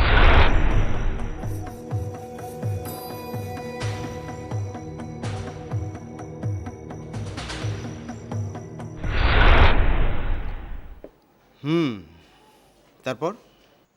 তারপর স্যার এইভাবেই চলতে থাকলো। তো আপনারা এই ব্যাপারটা আগে থানায় কখনো জানাননি? আসলে স্যার মেয়েটাকে বিয়ে দিয়েছি, থানা পুলিশ করলে মেয়েটাকে তো শ্বশুরবাড়িতে বাস করতে হবে। তাছাড়া স্যার জামাইটা তো সরকারি চাকরি করে, থানা পুলিশ করলে চাকরিটা নিয়ে টানাটানি হবে, তাতে তো আমার মেয়ের দুর্গতিটাই বাড়ত। সেই জন্য থানা পুলিশ করিনি স্যার। আপনারা তো এইটাই ভুল করেন। তবে স্যার আমরা জানিয়েছিলাম। জানিয়েছিলেন? কাকে? স্যার সেই সময় আমরা পাইকপাড়ার পার্টি অফিসের দাদাদের জানিয়েছিলাম স্যার। তো তখন তারা কি বলেছিলেন? হ্যাঁ স্যার, ওরা লিখিত চেয়েছিলেন আর বলেছিলেন নিজেরা বসে মিটিয়ে নিতে। আচ্ছা, তো আপনারা সব মিটমাট করে নিয়েছিলেন? স্যার গন্ডগোল তো অন্য কিছু নয় যে মিটমাট করব, আসলে ওদের পয়সার ডিমান্ড দিনের পর দিন বাড়তে থাকে স্যার। তারপরে বছর দুয়েক পরে ওদের একটা ছেলে হয়, ভাবলাম এবার বুঝি সব ঠিকঠাক হয়ে যাবে। কোথায় আর ঠিক হলো স্যার, নতুন করে নতুন নতুন চাহিদা শুরু হলো ওদের। তোমার জামাই ফ্ল্যাট কিনছে। হে তো খুব ভালো কথা। যদি ফ্ল্যাটটা কেনার জন্য তোমরা লাখ তিনেক টাকা দাও তাহলে খুব ভালো হয় আর কি। অনেক কষ্ট করে স্যার, অনেক কষ্ট করে মেয়েটার সুখের জন্য আমি 1.5 লক্ষ টাকা জোগাড় করে দিলাম। স্যার মেয়ের কাছে শুনেছি ওদের চাহিদা মতো 3 লাখ টাকা না দিতে পারার জন্য আমার মেয়ের উপর অনেক অত্যাচার হয়েছিল স্যার। না হলে কি আর? কি তোর এত বড় সাহস, তুই উল্টে আমায় জানা তাই বলছিস? আজ তোরই একদিন কি আমারই একদিন। চল তুই, চল বাড়ি চল, তুই চল চল তুই।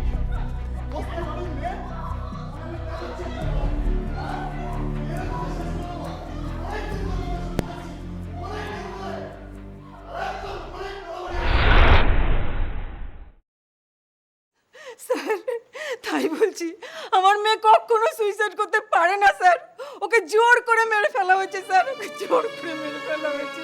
ঠিক আছে, ঠিক আছে, আপনি কান্নাকাটি করবেন না, কোনো লাভ নেই কান্নাকাটি করে।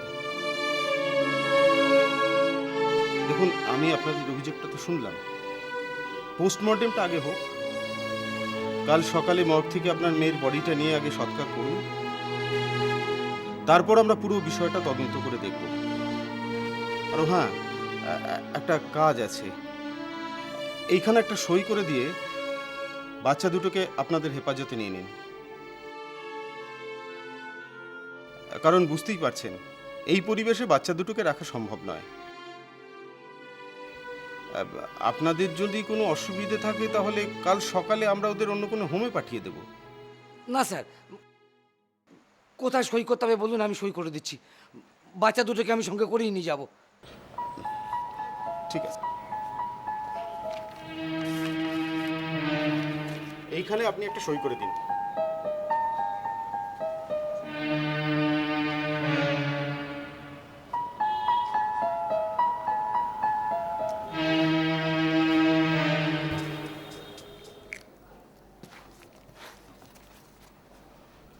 Thank you.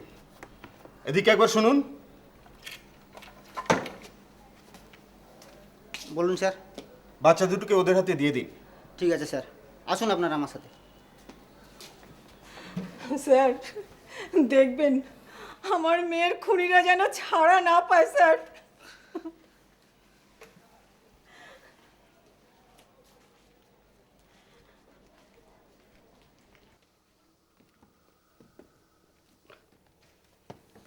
দিদি, দিদি চুপ করে থাকিস না দিদি। দিদি রে, একটু কাঁদ দিদি, একটু কাঁদ। রুমার মতো ভালো মেয়েকে যেরম করলো তাদের কখনো ভালো হবে না দিদি। একটু কাঁদ দিদি, একটু কাঁদ, একটু কাঁদ।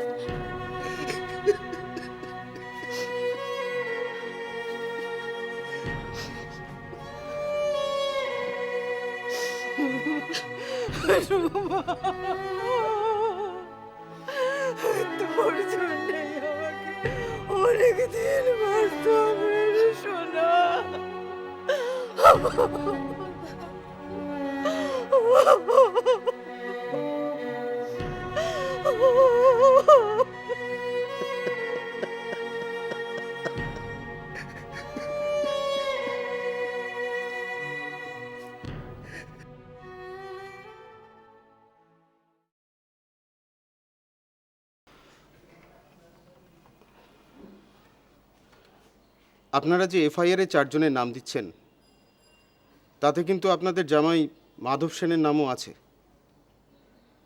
সব দিক চিন্তা ভাবনা করে দিচ্ছেন তো? আমার ওকে জামাই বলে ভাবতে ঘেন্না হয় স্যার। ওরা সবাই মিলে আমার মেয়েটাকে শেষ করে দিয়েছে। আমি ওদের সকলের শাস্তি চাই। আপনি হঠাৎ করে এই কথা বলছেন কেন স্যার? আপনি কি করে ভাবলেন যে আমার মেয়ের মৃত্যুর জন্য মাধব সেন দায়ী নয়? না না, আমি তা বলছি না।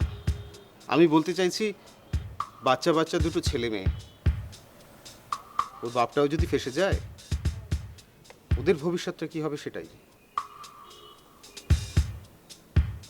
তাহলে কি স্যার আপনি বলতে চান যে তার মায়ের খুনির সাথে ওই বাচ্চা দুটো তাদের বাকি জীবনটা কাটাবে?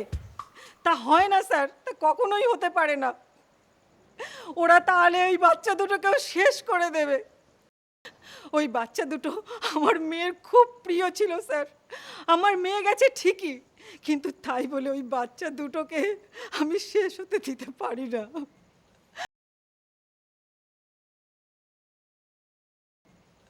আপনার দুটি পায়ে পড়ি স্যার, আমার মেয়ের শেষ স্মৃতিটুকু আমাকে ফেরত দিয়ে দিন, তা নাহলে ওরা বাঁচবে না স্যার।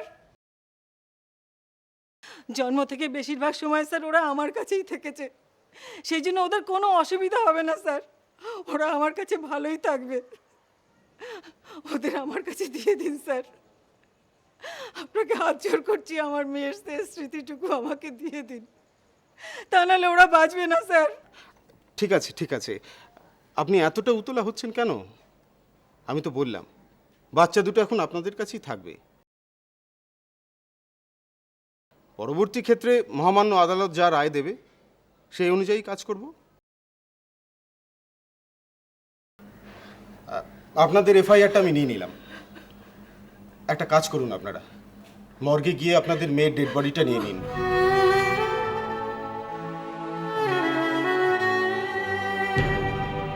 থানা থেকে যাবতীয় কাগজপত্র আমরা পাঠিয়ে দিচ্ছি। ধন্যবাদ স্যার, ধন্যবাদ। চল দিদি, জামাইবাবু চলুন।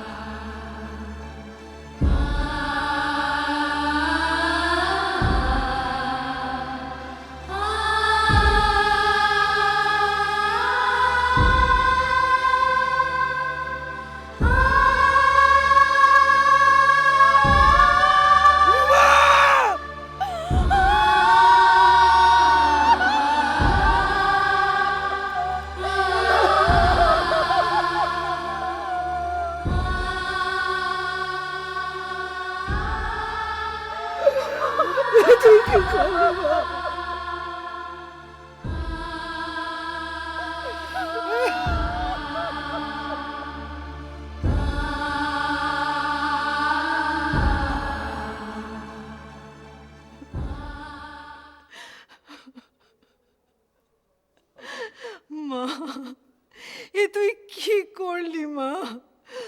দুটো কচি বাচ্চাকে রেখে তুই এইভাবে চলে গেলি মা। চুপ কর মা, চুপ কর। এরকম করে আর কাঁদিস না। যা হওয়ার তা তো হয়েই গেছে।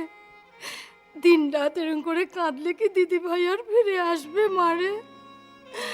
বরং যে দুটোকে রেখে গেছে সেই তোকে এখন বাঁচাতে হবে।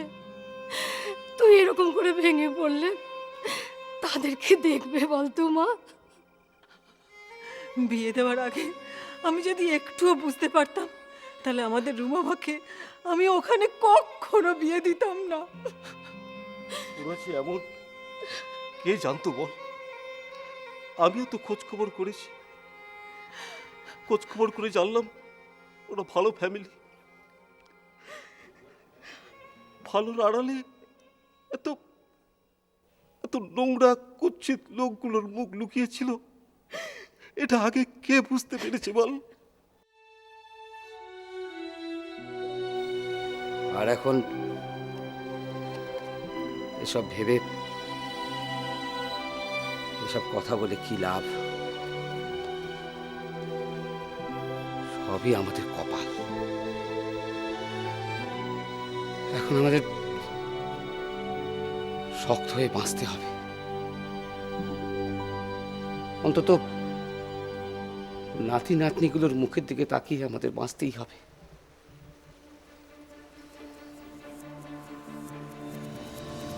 আর যাদের জন্য আমার রুমা মাকে এইভাবে অকালে চলে যেতে হলো, তাদের শাস্তির জন্য লড়াই চালিয়ে যেতে হবে।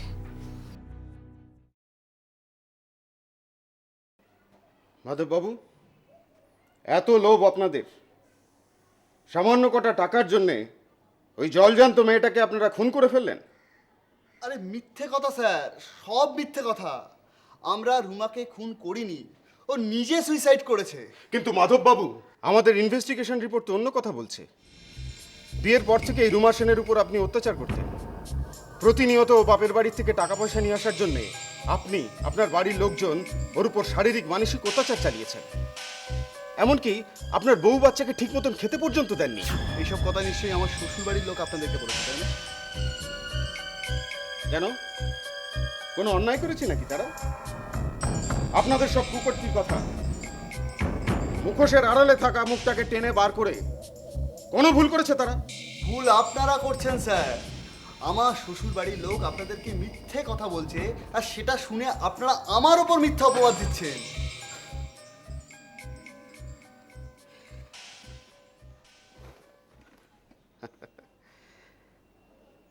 তাই নাকি?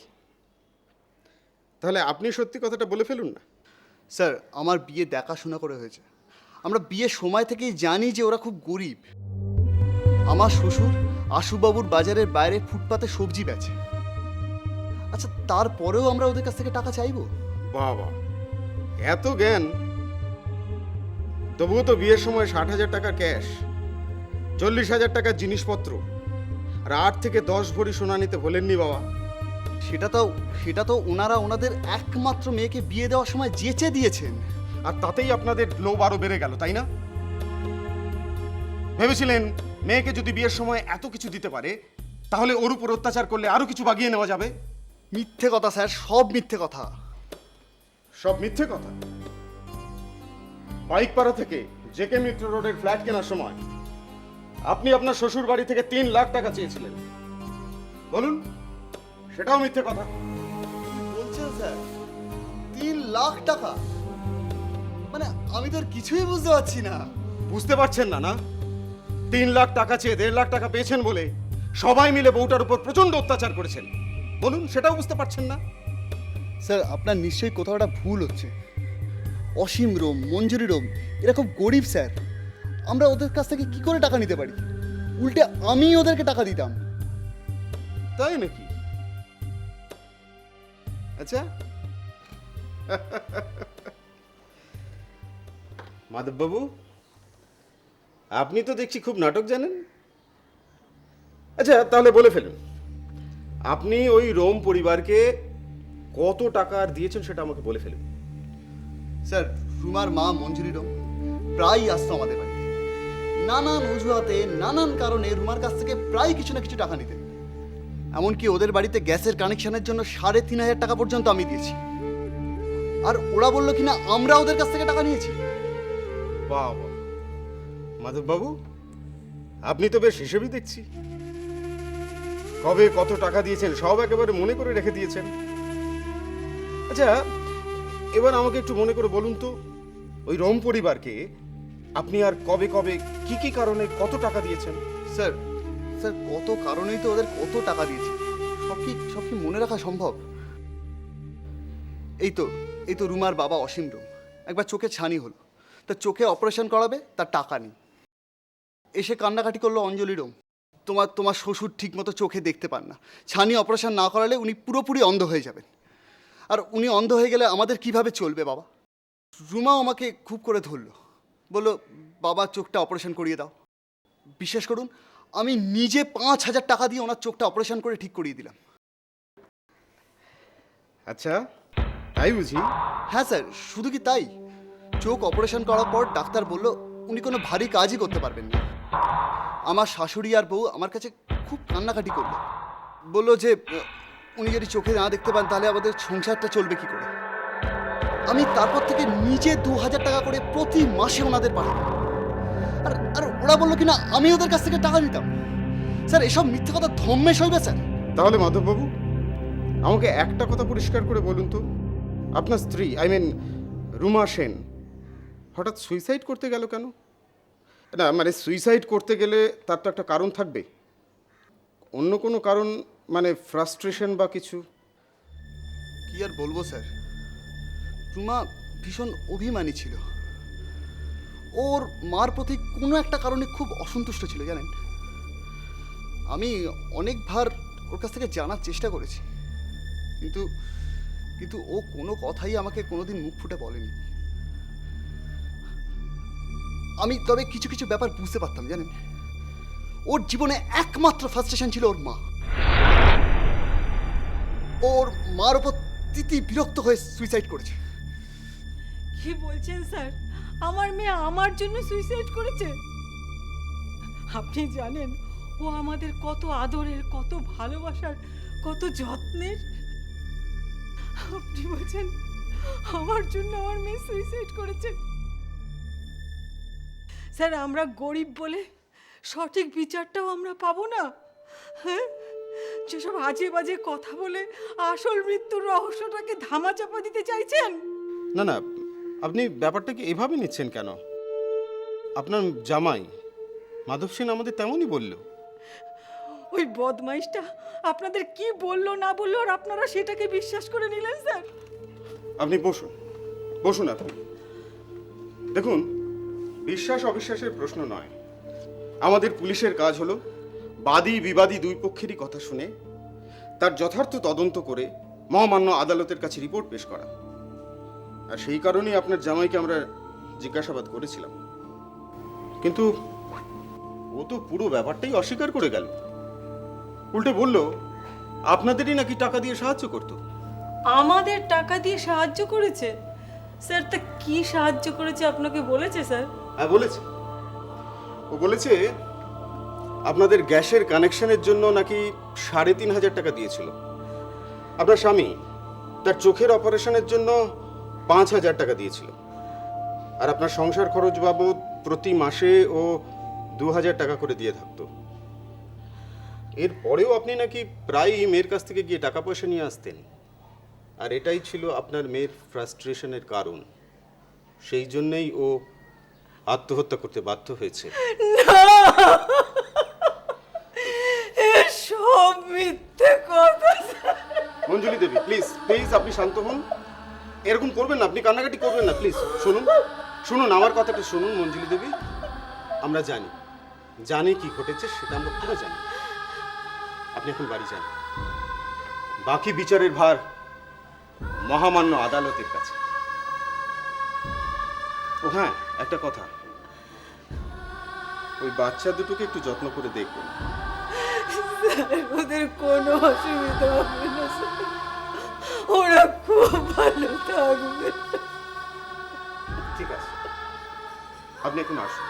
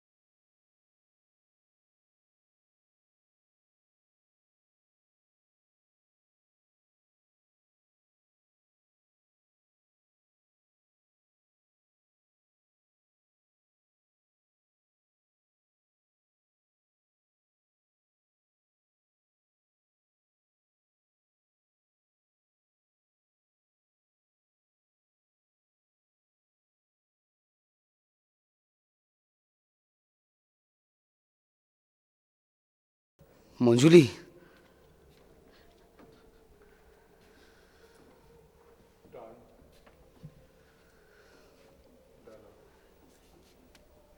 এইভাবে বসে বসে কাঁদলে কি আমাদের মেয়েটার ফিরে আসবে গো? কিন্তু বাচ্চা দুটোর কি অপরাধ বলো তো? তুমি দাদুভাইকে ঠিক মতো দেখভাল করছো না, দিদিভাইটাকে আধ পেটা খাইয়ে জোর করে ঘুম পাড়িয়ে রেখেছো। কি করব বলো, আমাকে যে সারা জীবন কাঁদার জন্যই রেখে গেল। ছি মঞ্জুলি, তুমি না সব সময় বলো কপালে যা লেখা আছে তা কেউ কোনোদিন খণ্ডাতে পারে না। আমাদের ভাগ্যে হয়তো এই দিনটাই দেখবার ছিল, আর তাই দেখতে হচ্ছে। হ্যাঁ গো, ভগবান বলে কি কিছু নেই? যাদের জন্য আমার মেয়েটা মরে গেল তারা কি কোনো শাস্তি পাবে না?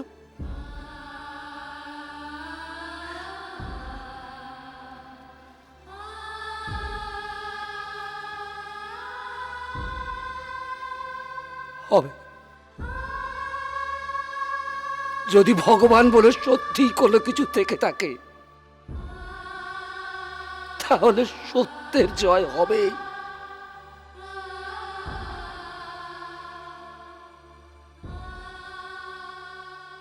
আমি এইটাই চেয়েছিলাম, আমি কোনো টাকা পয়সা সম্পত্তি যা জিনিসপত্র দিয়েছি কিছুই আমি চাই না, আমি এইটাই চেয়েছিলাম, শাস্তিটাই চেয়েছিলাম। মধ্যমগ্রাম থেকে গেছি, গিয়ে দেখি দরজার আওয়াজ, ভেতরের আওয়াজ বাইরে আসছে। আমি খুব জোর করে দরজা ধাক্কা দিলাম, ধাক্কা দিতে কিছুক্ষণ পর দরজাটা খুলে দেখি আমার মেয়েকে তিনজনে মিলে খুবই মারছে।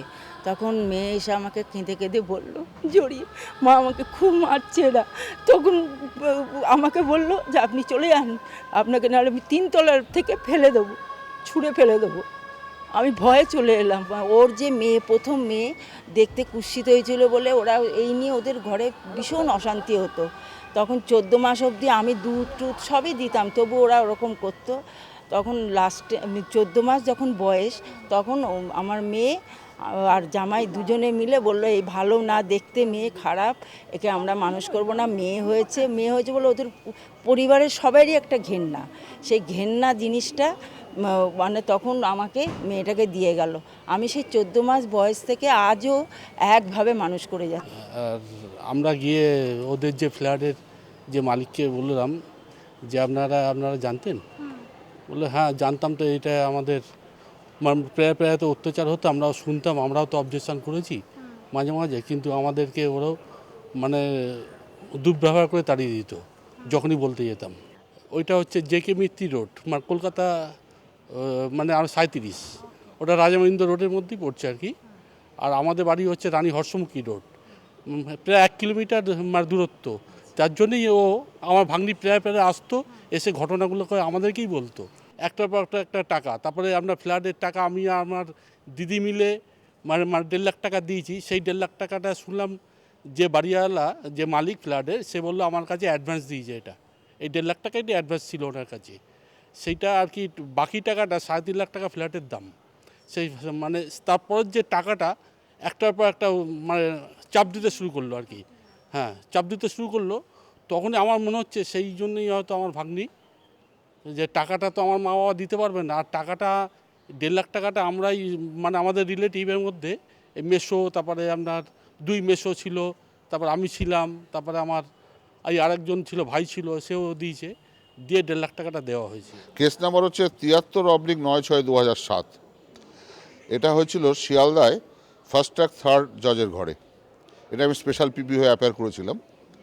ঘটনা হচ্ছে গত 2002 সালের মে মাস, সম্ভবত 25শে বৈশাখের দিন, এই ঝুমা অর্থাৎ যিনি কমপ্লেন অঞ্জলি রোম, তার একমাত্র সন্তান ঝুমার সঙ্গে এই সাধন সেনের অ্যারেঞ্জ বিয়ে হয়। তারা কথাবার্তা বলে যৌতুক দিয়ে তাদের ডিম্যান্ড মতো বিয়ে দিয়েছিলেন। তাদের যৌতুক দিয়েছিলেন 60,000 টাকা নগদ, 40,000 টাকার আর্টিকেল, আদার্স 9-10 ভরি সোনা এক্সেট্রা দিয়ে সামাজিক ভাব মতে বিয়ে দিয়েছিলেন। কিন্তু বিয়ের পর থেকে তাদের মধ্যে একটা ডিসস্যাটিসফ্যাকশন আসছে বিভিন্ন কারণে। হয় জিনিসপত্র পছন্দ হয়নি, নাই বউ পছন্দ হয়নি, এ নিয়ে বাড়ি তখন তারা একসঙ্গে বাবা, সাধনের বাবা, সাধনের বউ এরা থাকতো, আর বিবাহিত ননদরা ধারে কাছেই থাকতো। তারা আসতো আর মাঝে মাঝে ওদের টর্চার করে যেত। এবার ওরা নতুন আবদার আরম্ভ করে যে ফ্ল্যাট কিনবে, টাকা দিতে হবে। তখন এই আমাদের কমপ্লেন যিনি অর্থাৎ অঞ্জলি রোম এবং তার হাজব্যান্ড বিভিন্ন জায়গা থেকে টাকা ধার করে 1.5 লাখ টাকা সাধনের হাতে দিয়ে আসেন। এরা ফ্ল্যাট কেনে, সেই ফ্ল্যাটে 6 মাস ঘর করেন। তারপরে তার আবার নানা রকম ডিম্যান্ড আসতে থাকে, সেটা সহ্য করতে না পেরে ভদ্রমহিলা গলায় দড়ি দিয়ে মারা যান গত 8/6/2007। এই কেসে আসামি ছিলেন সাধন সেন, সাধন সেনের বাবা আর তার 2 বোন। 313 স্টেজে সাধন সেনের বাবা মারা গেলেন, ফলে উনি তো বাদ চলে গেলেন, থাকলো সাধন সেন আর 2 বোন। এই 2 বোন এদের এগেনস্টে কেসটা আমরা প্রমাণ করতে পারিনি টোটালি, কারণ যে ফ্ল্যাটে ওরা ভাড়া নতুন গিয়েছিল তারা সম্পূর্ণ নন কোঅপারেশন করেছে এবং তারা সবাই হোস্টাইল হয়ে গেছে। কেউ বললো না মুখ ফুটে যে এরা আসতো, এদের দেখেছে। ফলে আমি এদের জন্য আর কোনো প্রেয়ার করিনি, আমি সাধন সেনের জন্যই প্রেয়ার করেছিলাম। ফলে সাধন সেনেরটাই কনফার্ম হয়েছে এবং সেটা 7 বছর এবং 2,000 টাকা ফাইন হয়েছে। ইন্টারেস্টিং হচ্ছে, মেয়েটা জন্মের কিছুদিন পর থেকে দিদিমার কাছে থাকতো, অর্থাৎ অঞ্জলি রোমের কাছে থাকতো। আর মারা যখন যায় তখন এই বাচ্চাটাকে কোথায় রাখবে, কারণ হোল ফ্যামিলি অ্যারেস্ট হয়ে গেছিলো। তখন ওরাই এই বাচ্চাটাকে আবার অঞ্জলি রোমের হাতে থানাতে হ্যান্ড ওভার করে। ওই যে বিবাহের সে জিনিসপত্রগুলো নিয়েছিল তারা ওগুলো ফেরত দিতে এসেছিল টু গেট বেল কুইক। কিন্তু এরা বলেছে যে আমাদের টাকার ওপর লোভ নেই, আমরা টাকা দরকার নেই, আমাদের জিনিসপত্রের ওপর লোভ নেই, আমরা যা দিয়েছি, আমাদের দরকার ওর একটা সাজা। সাক্ষী পেয়েছিলাম 11 জন, তার মধ্যে 3 জন হোস্টেল হয়ে গেছিলো আর 8 জন, মানে নিরপেক্ষ 1 জন কি 2 জন পেয়েছিলাম, ওর বাবা মা মেসো এদের পেয়েছিলাম। সবচেয়ে বিট্রে করলো আমাকে ওই ফ্ল্যাটের বাসিন্দারা, তারা সব জানতো, পুলিশকে সব কিছুই বলতো, যে এখানে এসে তারা কিচ্ছু বলেনি। এবং এটা আমি একটা ওনাকে রুলিংও দিয়েছিলাম যে ফ্ল্যাট বাড়িতে এরা কোনোদিন কাউকে এগেনস্টে যায় না। হ্যাঁ, সেটা জজ সাহেব বিশ্বাসও করেছেন এবং সেটা ওরা যদি বলতো আমার কেসটা আরও ভালো হতো, হয়তো ওই যারা আমার ছেড়ে দিলেন সাহেব তাদেরকে ধরার রাস্তা ছিল।